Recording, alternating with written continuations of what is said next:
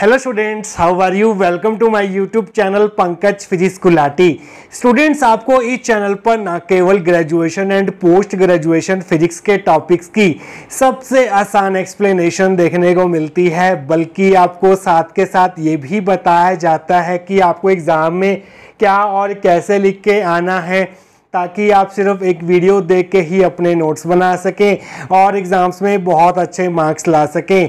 इसी कैटेगरी में आगे बढ़ते हुए आज हम बात करेंगे इलेक्ट्रॉनिक्स के एक और इम्पॉर्टेंट टॉपिक के बारे में, जिसका नाम है current to voltage converter using op amp.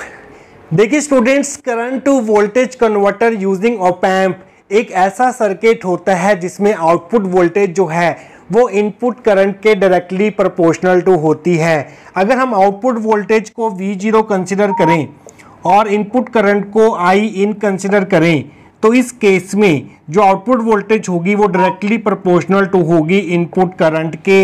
इसलिए इसको हम बोलते हैं करंट टू वोल्टेज कन्वर्टर, क्योंकि यहाँ पर करंट जो है वो वोल्टेज में कन्वर्ट किया जा रहा है। ये जो I to V कन्वर्टर है, it is example of current controlled voltage source, क्योंकि यहाँ पर जो हमारा इनपुट करंट है वो हमारी आउटपुट वोल्टेज को कंट्रोल कर रहा है। अगर हम बात करें इसके सर्किट डायग्राम की, तो current to voltage converter using op amp का सर्किट डायग्राम जो है वो एग्जाम में आपने कुछ इस प्रकार से बना के आना है। यहाँ पर जो इनपुट करंट सोर्स होगा वो आपने कनेक्ट करना है to the inverting terminal of op amp में, जबकि नॉन इन्वर्टिंग टर्मिनल जो होगा ऑप एम्प का उसको आपने ग्राउंड रखना है। यहाँ पर एक फीडबैक रजिस्टर RF जो है वो कनेक्ट किया जाएगा, और ये कनेक्ट किया जाएगा between output terminal and inverting terminal of op amp के बीच में। इसलिए यहाँ पर जो फीडबैक रहने वाली है वो नेगेटिव फीडबैक रहने वाली है। तो स्टूडेंट्स, आइए देखते हैं कि अगर ये क्वेश्चन आपको एग्जाम में पूछा जाता है तो सर्किट डायग्राम तो आप एग्जाम में ये ड्रॉ करके आएंगे, इसकी थ्योरी को आप कहाँ से स्टार्ट करके आएंगे, आइए अब वो देख लेते हैं। फर्स्ट पॉइंट में आप लिखेंगे it is a circuit in which output voltage is directly proportional to the input current, that is V0 is directly proportional to I in। ये एक ऐसा सर्किट होता है जिसकी जो आउटपुट वोल्टेज होती है V0 वो इनपुट करंट I in के डायरेक्टली प्रोपोर्शनल टू होती है। कहने का मतलब ये है कि यहाँ पर करंट को वोल्टेज में कन्वर्ट किया जा रहा है, that is current is converted into voltage. Second point है the I to V converter is an example of current controlled voltage source because the input current I in controls the output voltage V0। I to V converter current controlled voltage source का example है, क्योंकि यहाँ पर जो हमारा input current होगा I in वो हमारी आउटपुट वोल्टेज V0 को कंट्रोल करेगा। तो स्टूडेंट्स, ये पॉइंट्स लिखने के बाद आप इस टॉपिक में और क्या ऐड करके आएंगे वो हम देखेंगे नेक्स्ट सेक्शन के अंदर। थर्ड पॉइंट में आप लिखेंगे input current I in is applied to the inverting terminal while the non inverting terminal is grounded. Input current source I in inverting terminal of op amp पे connect किया जाएगा, जबकि non inverting terminal positive terminal को आप ground करेंगे।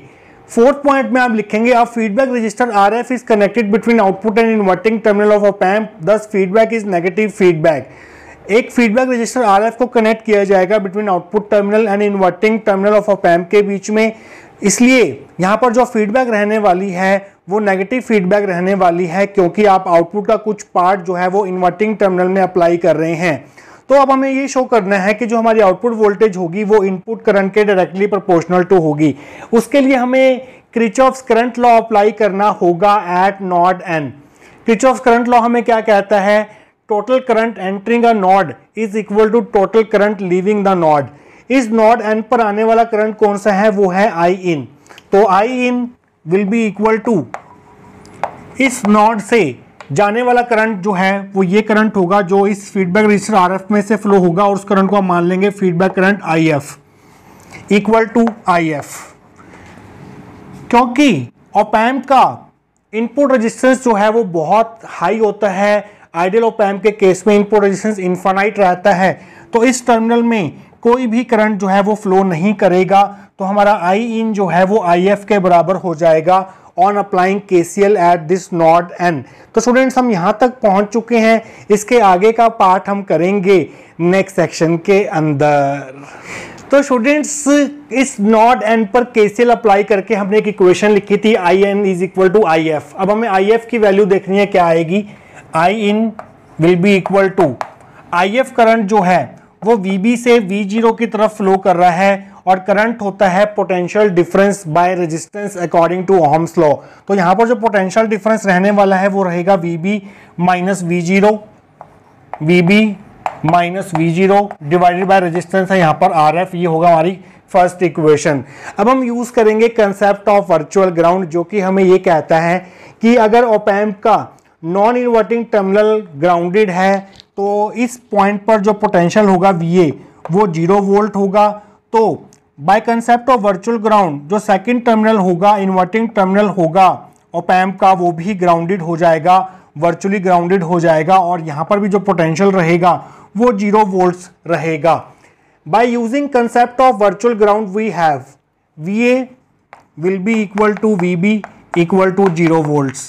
अगर एक terminal grounded है तो दूसरा टर्मिनल जो है वो वर्चुअली ग्राउंड हो जाएगा। यहाँ पोटेंशियल 0 वोल्ट है तो यहाँ पर पोटेंशियल 0 वोल्ट्स हो जाएगा। तो इस VB की जगह हम पुट करेंगे 0, तो आप लिखेंगे using 2 in 1 we get I in is equal to 0 minus V0 will be equal to minus V0 by RF। तो यहाँ से आउटपुट वोल्टेज V0 जो आएगी वो आएगी minus I in RF। RF जो है वो कांस्टेंट है तो V0 will be directly proportional to I in. तो यहाँ पर जो आउटपुट वोल्टेज रहेगी वो इनपुट करंट के डायरेक्टली प्रोपोर्शनल टू रहेगी। इसे हम देंगे थर्ड इक्वेशन। तो स्टूडेंट्स थोड़ा सा काम और बचा है, वो हम करेंगे नेक्स्ट सेक्शन के अंदर। तो स्टूडेंट्स पिछले सेक्शन में हम थर्ड इक्वेशन तक पहुंच चुके थे, ये था final expression for output voltage. तो यहाँ पर आप क्लियरली देख सकते हैं नेगेटिव साइन अपीयर हो रहा है। नेगेटिव साइन ये शो करता है कि input current I in and output voltage V0 के बीच में 180 डिग्री का फेज डिफरेंस रहता है in case of I to V converter. तो आप यहां पर लिखेंगे negative sign in equation 3 shows that there is a phase difference of 180 degree between output voltage V0 and input current I in। तो यहां से अगर हम थर्ड इक्वेशन से V0 बाय I in का रेशियो निकालें तो वो निकल के आएगा माइनस RF के बराबर। तो ये जो हमारे पास इक्वेशन है इसको हम दे सकते हैं इक्वेशन नंबर 4। ये क्या रिप्रेजेंट कर रहा है, the above equation represent the ratio of output voltage V0 and input current I in। ये रिप्रेजेंट कर रहा है ratio of output voltage to the input current और इस रेशियो को हम बोलते हैं trans resistance of I to V converter. तो I to V कन्वर्टर के केस में जो ट्रांस रेजिस्टेंस रहता है वो negative of feedback resistor RF के बराबर होता है। This ratio is called trans resistance. Thus, trans resistance of I to V converter is equal to negative feedback resistor RF.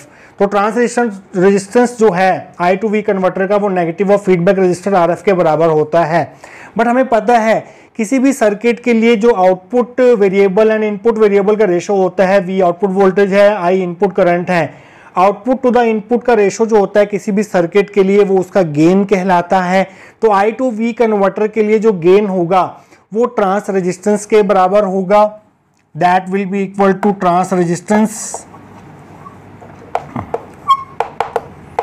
And that trans resistance will represents gain A of I to V converter और जो gain रहेगा वो negative of feedback resistor RF के बराबर रहेगा। तो students आप exam में यहाँ तक लिख के आएंगे। तो स्टूडेंट्स आई होप आपको आज का टॉपिक जो है वो अच्छे से क्लियर हुआ होगा। मिलेंगे किसी और इम्पॉर्टेंट टॉपिक ऑफ इलेक्ट्रॉनिक्स के साथ। Till then take care.